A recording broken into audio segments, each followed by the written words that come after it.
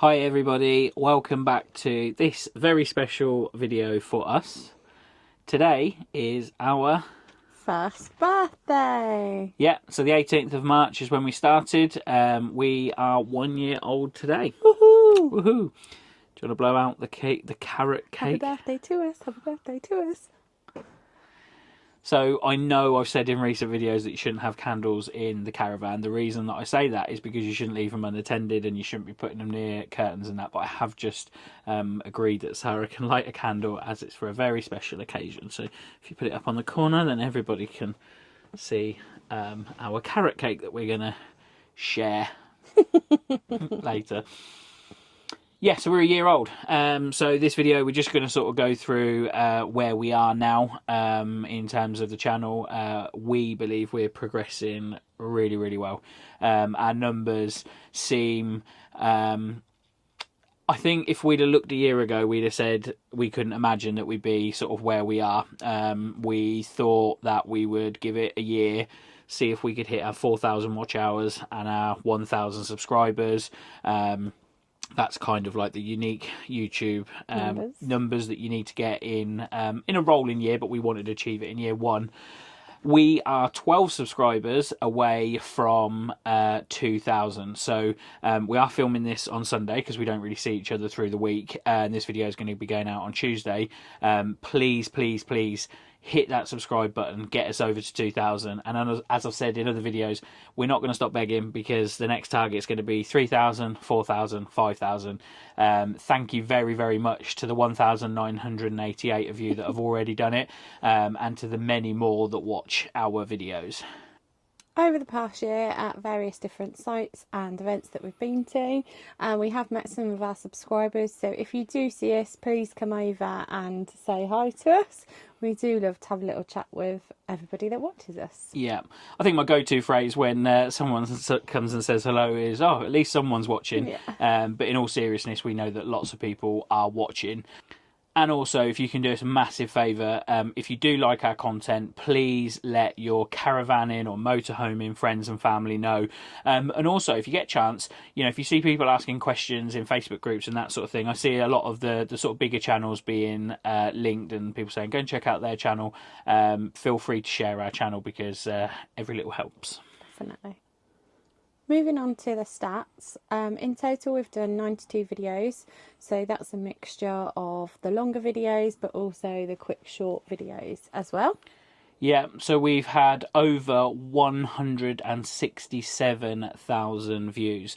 Now, I did always think this might be a little bit of a snowball effect, but it wasn't that long ago. It was probably January, late January. I did a video, it was actually about the terrible customer service, but I did a video which thanked people for getting us to 100,000 views. We've had 67,000 views since then. In that year, we also have 17,500 watch hours. That's just incredible. I will put it on the screen because I, funnily enough, didn't work it out before I come on, but I'll put on the screen how many solid days of viewing that equals, because it is just absolutely insane. So when I look on our analytics, we've also had 2 million impressions. So that's where our video has shown on someone's feed at some point. Now, whilst that number's colossal, obviously, if you're only converting that into 160,000 views, then you're obviously missing some people. Our click-through rate is 4.9%. So over those 92 videos, we have had 4,644 likes, which is around an average of 60 likes per video. Again, the early videos got very, very little interaction, so the number of likes and comments that we're getting on more recent videos is a lot higher. We have also had 1,590 comments, to which, unless we've missed you off, we have replied to every single one. Quite often sit there on my phone, you know, either late at night or in the morning, and just sort of replying away to people. It is quite difficult to not sound like it's a generic copy and paste message, but I don't really do that. I tend, even if it's just thank you, I tend to type it out each time. Yeah. And on average, that's 20 comments per video. Okay, so this isn't something that you see on your screens, but I do. We've had 82 dislikes. thumbs down, which is on average 4 per video. Now, I am very, very aware you can't please everybody, and actually on some of our best performing videos where we've picked up loads of subscribers, loads of really, really nice comments, and lots of thumbs up, you always get people that put thumbs down. I'm not really that fussed. My only message to you guys is, presumably you put a thumbs down, then you might even leave us, who knows. Put a comment and tell us what it was that you didn't like, because unfortunately we won't learn if you don't tell us. If it's the last thing you do before you then decide you're not going to watch the channel anymore, let us know, and we're open to making changes. We'll sort of tailor the content that we make to make it enjoyable for you. So just on our subscribers, what is a subscriber? Well, on YouTube, it seems to be a lot harder to create a following than it does on lots of other social media platforms. So when you're sitting here celebrating reaching nearly 2,000 subscribers, and then you might sort of find someone that's got 7, 8, 9, 20, 30,000 followers on Instagram, you might sort of think that's not a big deal. Anyone who's tried YouTubing, you are grateful for every single subscriber. So on my phone, when I refresh, I literally call out Sara and go, yeah, we've got another subscriber. Like, it really, really means a lot. These are people who have probably watched a few of your videos before, so they probably watched 1 or 2 without subscribing, and then, hopefully people sort of say, I like this content and I want to subscribe. The niche that we're in is, again, quite difficult to pick up subscribers because it's not huge. It's not sort of sports or technology, that sort of stuff. It's caravanning, motorhoming, camping, that sort of stuff. However, there is definitely, that sort of community where people do follow certain YouTubers. Yeah. And also from our analytics, I know that around 75% of people who watch our videos aren't subscribed. Now, that might be for a variety of reasons. That might be because they don't have an account and they're just watching it, without being logged in. But maybe just check to see if you are subscribed to us. Maybe you think you're subscribed to us. Maybe just because we're coming up on your screen, you think, yep, we must be subscribed, but that's not actually the case. So just check, because only around a quarter of people that are watching these videos are actually subscribed to our channel. And also the thing that I just find really, really sort of like, I just want to go around and talk to everybody. When we went to the NEC, we were there for 5 days, 6 days, and there was thousands of people, and you're thinking, if I just go up to every single one of them, demand that they get their phone out of their pocket, make them subscribe, we could be like one of the biggest channels like overnight. Obviously, it doesn't work that way. We have to put in a lot of effort to make these videos to just gain, small amounts at a time. But yeah, we're really seeing kind of the fruits of the labour now. So I will put some graphics on the screen now, but I want to just talk about you as subscribers. So when we look at age, 55 years to 64 years old is around 45%. So that's really where half our audience sits, is 55 to 64. And 65 plus is 30. So being a relatively young couple in this niche, I don't know whether that works for us or against us, really, because we maybe don't have everything in common with some of our audience, but at the same time I think we do. And I think the massive thing we've all got in common is we're sat on a caravan park now in our caravan, enjoying, what you would call van life, caravan life. Okay, so what gender are you? So around 84, sorry, I didn't know I was going to say that. Around 84% of you apparently are male and 16% of you are female. Now, this is the sort of data that YouTube picks up because of, obviously when you subscribe, you say all this sort of stuff, give them that sort of information. My guess is that's because we're being watched by a lot of couples, and maybe the man in the relationship is the one that's got the YouTube account. It's the only thing I can think, because when we meet subscribers, it's not just a load of blokes coming up to us, it's generally couples. So I think that sort of data is maybe skewed. And having said that, we're exactly the same most of the time. We always watch through your account, really. Just because I don't think your account really does anything, does it? It's not. It's just there. Yeah. So I'll put another thing on the screen now. So around 70% of you watch on your television, around 15% of you watch on your phone, around 10% of you watch on a tablet, and around 5% of you watch on a computer. Now, I always think that the TV is the best way to sit down and watch YouTube. Of course, you know, we sit there and watch it on our phone, but I wouldn't watch a long video on my phone. But we see it as really a bit of an alternative to television, don't we? Yeah. So I will use the data on my mobile phone. Of course, you might have internet, or you might be on a site that has Wi-Fi, or at home, obviously, it's just connected to our home Wi-Fi. But yeah, so we will watch a lot of YouTube as if we're watching TV programs. Don't forget that if you're watching on your TV, you can still give our video a like, and you can still subscribe by pressing the up arrow, and you'll see the thumbs up and the subscribe button. Obviously, if you're on the computer or on your phone, then that's where you'll be able to leave us a comment. So I also know that over 87% of you are watching from the UK. Now, I don't know whether that means you're residing in the UK at this moment, or whether your account is linked to the UK maybe when you first set it up. Other notable countries are the US, Australia, and yeah, in terms of Europe, I always thought that we'd get like a massive amount from Holland for some reason, because everybody likes their caravans there, maybe France, but it seems to be quite spread out. I guess the language is probably a reason why we pick up more from English-speaking countries. And we do know that the majority of you like to be online watching our videos around 6, 7 o'clock in the evening. Now, at the beginning, I always kind of thought, okay, so that's the time we want to release a video. But my experience with YouTube is that even if a video was put on 12 hours ago, if you turn on the TV, if it knows it's something you want to watch, it still puts it there. So we tend to put it on a bit earlier in the day, and then if people want to, you know, watch in the morning with a cup of tea or at lunchtime, then it's available for them. Yeah. So why should you subscribe? Now, this is not me selling the channel, and it's not really me selling YouTube. It's me just telling you how to better the experience for yourself. So if you just go onto the YouTube app and you just watch stuff, you'll get sort of random videos promoted to you. And you probably will, if you're new to YouTube, think, not really interested in this. It's throwing up a load of stuff that I just don't have any interest in. If you subscribe and you start searching the channels you want, it very quickly recommends things that it think you'll like. And the algorithm is very, very good at that. It's dangerous. Don't watch YouTube for an hour and think you're going to go to bed, because it is like going down a rabbit hole, isn't it? Yeah. You know, it just keeps throwing up stuff that you want to watch. You know, I want to watch that, and then I want to come back and watch that afterwards. So honestly, just creating yourself an account will just enhance your viewing. Yeah. We do get offered a fair few things to review.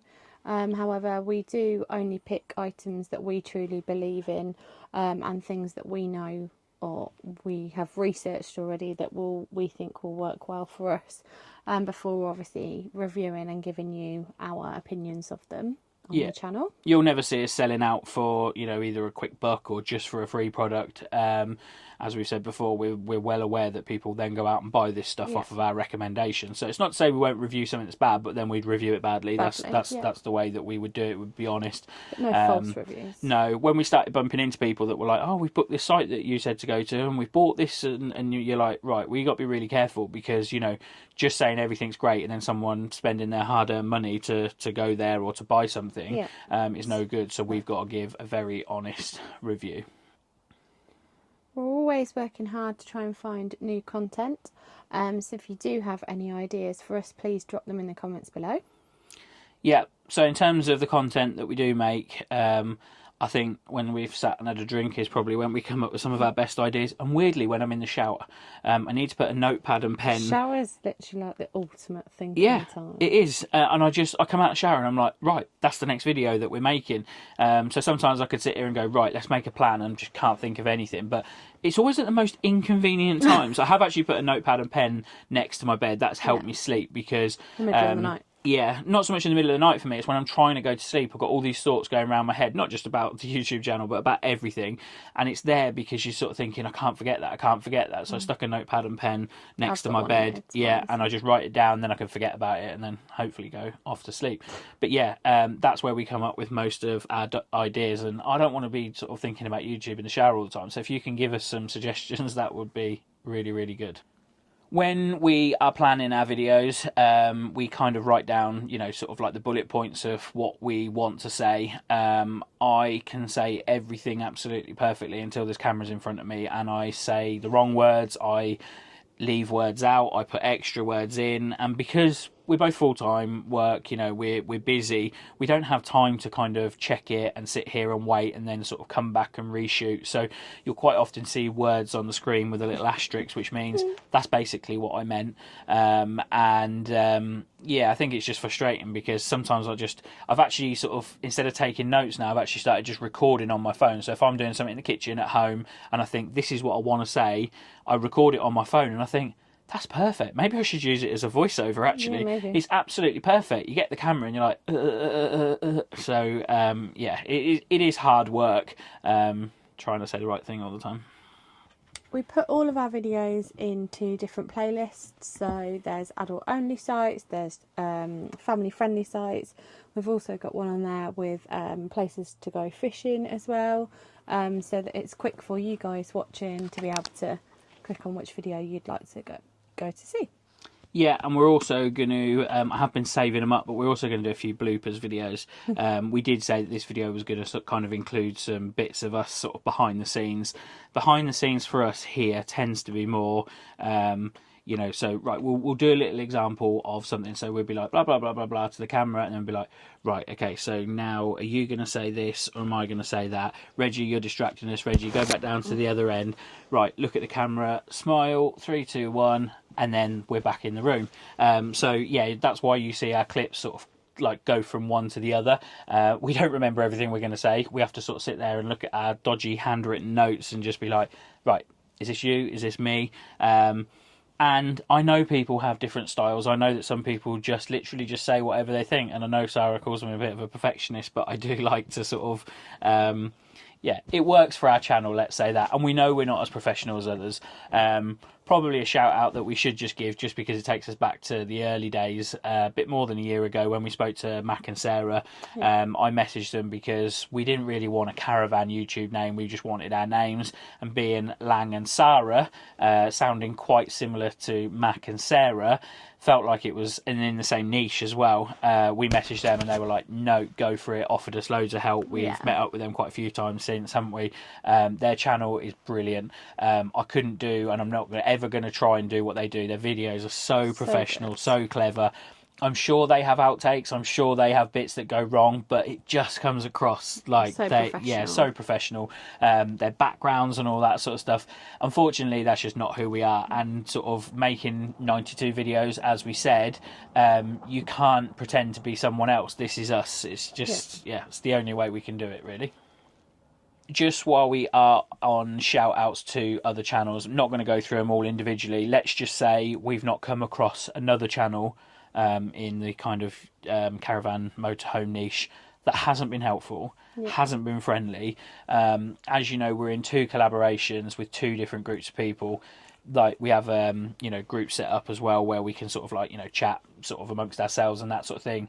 Like everyone is so helpful. There isn't this sort of like race to the top where it's like, you know, we're going to sort of make sure that other people don't get, you know, recognition and that sort of stuff. Everybody is just so helpful. You know, you'll often hear people shouting out other channels, and like I've always said, the more content that's made and put onto YouTube, the more people are going to come to watch it anyway. So obviously with today being Tuesday, tomorrow we have another collaboration video going out, and I've done a really stupid thing. I forgot to put their logos on. So yeah, you'll see me going, and here's the logos of all the other channels, and I forgot to put them on. So I'm going to do a short for them, and I'm going to make sure they get a little bit of coverage.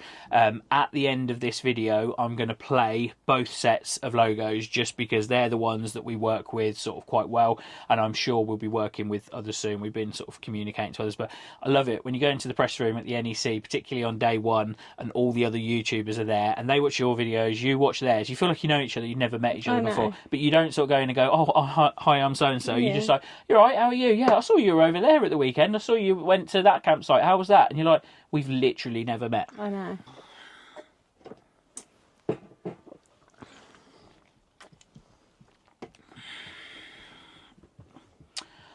Okay, so this is nearly the end of the video. We're going to say our goodbyes to you now. However, on the end of this video, I'm going to show you the cameras that we use. The reason I'm going to say goodbye is because I'm sure if you haven't already, most people will switch off here. If you are interested to see the different types of cameras that we have, and I have an array, don't I, of cameras and drones and that sort of stuff. If you want to spend 5 minutes and just have a look to see how we create the content, then yeah, take a look. If you don't, thank you very much for not only watching this video, but for watching all of our other videos. Yeah, and over the last year. We, probably never dreamt that we'd be here. And let's be honest, I don't even know where we're going to be this time next year. No idea. Who knows? But we'll still be making videos, that's for sure. Thank you so much for watching. And we will see you in the next one tomorrow. Bye. So you'll probably notice a difference in the sound quality, or at least the type of sound. So this is the main camera that we do our vlogging on. Obviously I can't show you filming from it, I can't show you that. So to turn it on, you literally turn the screen and you're ready to go. Those, of course, are our microphones that we use. Typically the dark one is mine, the white one is Sara's, just so we know where we're sitting and who's whose. So just before we have a more detailed look at some of my other cameras, this is the tripod that I use. It's got telescopic legs, so it can actually go quite high. This can go all the way up as well, so you can get some really decent height on it, and you can stabilize it by hanging your rucksack or whatever off of that, just to sort of keep it stable. And also this leg here unscrews, as you can see, just to make a monopod. So if you're particularly into photography and you just want something just to rest a heavy camera, then you can use that also. Okay, so now I've shown you my Pocket 3, I'm just going to show you a gadget that I've got for it, and that's this thing here. So it clips in like so. It's not to wear on my head like that, it's just that I can't fit it on. There is a way of disconnecting it first, so I probably should have done that. So yeah, so I can wear it around my neck there, and the camera, if I just use this as an example, the camera would then sit in it there and I can film hands-free. Obviously I can't show you because you are the camera. So that's the first thing that I wanted to show you. Okay, so my next camera is this. Now this is the Insta360 Go 3. So the camera itself is there, as you can see. Now it has a screen on the back, just like any normal camera. However, you can flip the screen up like that, so you can see what you're doing. Now the beauty of this camera here is that it's actually a lot smaller than you think it is, because that is the camera. Now let me just try and hold it in the palm of my hand. That is it. That is the camera. Now obviously this in this housing gives you a longer battery life. This is completely waterproof. Now all of the accessories that come with this are magnetic, and they clip either into the housing, or cleverly they fit on there. So I could then have that on a selfie stick. I could have it on the car, screwed on there. Now this comes with a whole host of accessories, so I'm just going to show you them now. So it comes with this, which has a weird backing, and I'm going to struggle to get it off without actually screwing it in. This basically sticks to anything. It's got a sticky back, but you just wipe it. It doesn't leave any residue or anything like that, and it will literally stick on any surface. And I use this a lot for doing my sky lapses and stuff like that. I've seen some really cool videos where people put these in really small places, like say for example like a bag of bread, and you reach in, you grab the bread, then they put it in the toaster and you can see the toast going in and stuff, so you can get some really cool shots with that. It also has this, which goes around your neck, and then can just sit on there. So again, you can film completely hands-free. It has this, which when you take the cable out, so is that the right way? No, that's the right way. So if you have a hat or something like that, you can actually put it on the brim of your hat. As you can see, it's got that little clip there. You can clip it on multiple things, and then you can angle it at different angles as well. So really good way of being able to film hands-free. And then let's just move on to, let's take some of this stuff off. So that's just a protective silicone case for that camera. Now all of this stuff is actually stored in the bag for my Pocket 3, but I don't use that. So the protective casing that I have for my Pocket 3 is just this. It protects the screen, as you can see, and then it clips down over the actual gimbal itself, so it means it can still go in your pocket and do what a pocket camera is supposed to do.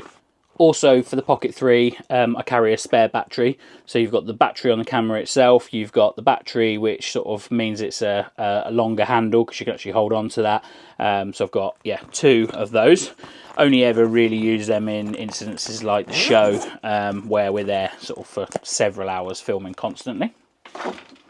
So my next camera is this, which is the Insta360. This is the 1x2, which, is that the right way up? Nope. So this camera is quite old now. There is the 3 and the 4 out, but it's a 360-degree camera.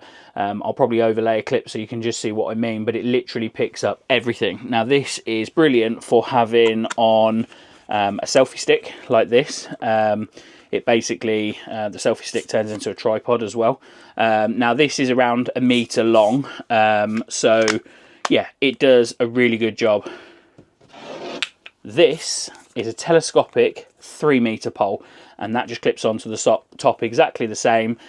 It is fantastic. So we was watching some of our old videos on my personal YouTube account the other day, and it's like having a drone with you. You can be, say on a bridge, you can be right down by the water and then pick your camera all the way up, and then it looks like a drone is flying over your head. The other thing that I have with this is this magnetic thing that I use on the car.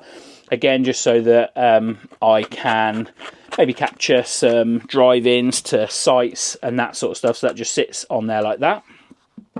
I also have this little mini tripod here, which actually is for the Pocket 3, but they're all universal. They're all the same size screws. I also have this. So that would clip or screw into there. And then it basically means you can mould this around anything. So if you want to film, you can put it on a lamppost. You can actually use it as a stand itself because it will stand like that. And if you want to have several, they do screw into each other, so you can buy more than one. And yeah, it's just really good when you don't have somewhere to put the camera. When we were on a cruise, I did a time lapse of all the ports. Sara was quite concerned because my camera was hanging over the edge, but this is really flexible but really strong. So when you've sort of, you know, tied it around something, that is not coming loose at all. So again, I will put a link to all this stuff in the description below.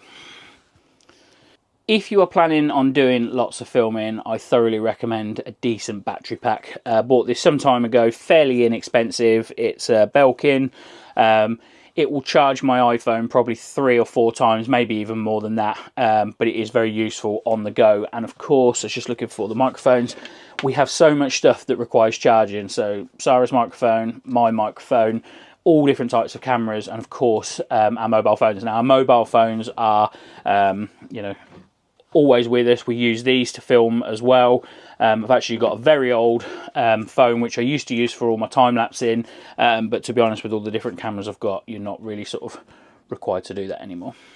So the other gadget I have for my Insta360 camera is this. It is called a bullet time cord. So you screw that into the bottom like so, and then, as you can see, it gives you about 1 meter of cord. Now you hold it at full length and you basically swing it around your body like that while it's recording.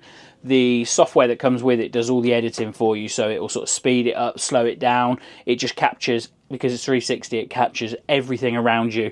You can spin it over your head. I've seen all sorts of trick shots with it. But yeah, just a really useful bit. And as you can see, it's got a, if you can see there, like a square head. So when it comes to sort of unscrewing it, it doesn't just turn without actually unscrewing it. It comes out really, really easy. So with this, you can also screw a selfie stick into the bottom of it, like so. So then when your camera is out on here, you can go like that and get a really, really good shot. So two other things that I've used is a remote control car, which I managed to attach the little Insta360 Go camera to. It was really, really good when we were reviewing the electric bikes in one of our early videos, because I was able to kind of drive the car alongside and then actually cut right in front of it while still recording. The other thing that I have, which is fairly new to me, and I haven't really had much chance to use it, but obviously we're waiting really for the summer months. So it's my new DJI Neo drone. Really inexpensive, really good quality. So I bought the Mini, which was basically the Mini 1 when that first came out right at the beginning of COVID. I've used it loads. Now this is nowhere near as good quality as the latest Minis, which is I think probably the 4 at the moment, but probably a lot better than the drone that I had. Now the reason that I bought this was because of the technology that's behind it, the size of it, the fact that you basically can't, touch wood, you can't break it. So on this one, the propellers are actually guarded. I've seen videos where people have just relentlessly flown them into walls and they just don't break. It weighs nothing. If any of you know anything about drones, there's different rules for drones over and under 249 grams or over 249 grams. Now with the battery, I think this weighs something like, it weighs exactly like 135 grams. Really, really light. It is tiny. It is, I wouldn't say pocket. You could maybe put it in a coat pocket, but it is really, really small. Hard to break, but it has these really, really cool settings. So as you're walking, it will follow you, it will track you, and it has the usual DJI shots where it does like the helix, where it goes sort of round you and higher. It does the shot that goes up but looking down and recording you. So definitely not better than the latest DJI Mini, but a vast improvement on the one that I've got, and so much easier as well, because this one actually has the controller with it, so I can just pick the controller up and go. With my other one, because I didn't invest in the specific controller, I had to use my iPhone as a screen, so I had to actually attach it to the controller. And to be honest, quite often by the time you'd set it all up, you'd miss the sort of action and the shots you wanted to get. Whereas with this, you don't even need to use your phone. You can just press the button, send it up, and then it will come straight back down afterwards. So yeah, really looking forward to using that, and hopefully you'll get to see some clips filmed from this summer.